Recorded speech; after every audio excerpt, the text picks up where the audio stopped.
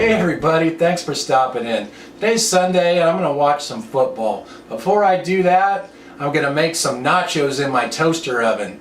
So let's get toasting. Okay, so here's what I have here. Just picked up a bag of tortilla chips and I have a can of refried beans and a can of Wolf brand chili with no beans. I wonder if that's Wolf Pit approved. If you don't know what I'm talking about, the Wolf Pit is another good YouTube cooking channel, so go check it out. And also some Mexican Velveeta, has jalapenos in it.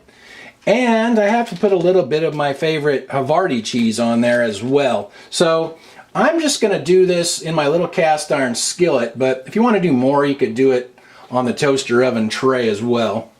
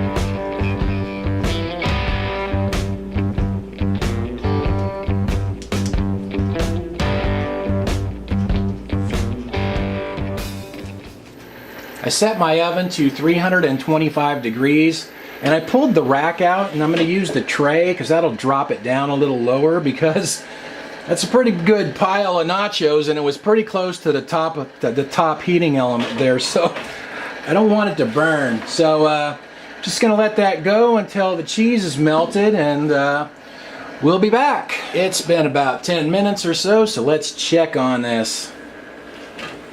Oh yeah, look at that pile of yumminess. Let's get that out of there. Well, there's how it looks when it's all done. I topped it with a little sour cream, some pickled jalapeno slices, and some tomatoes and green onions.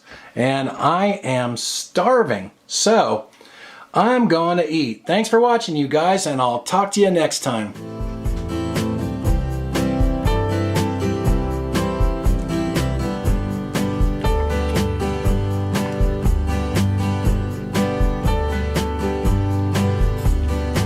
There you go, Greg.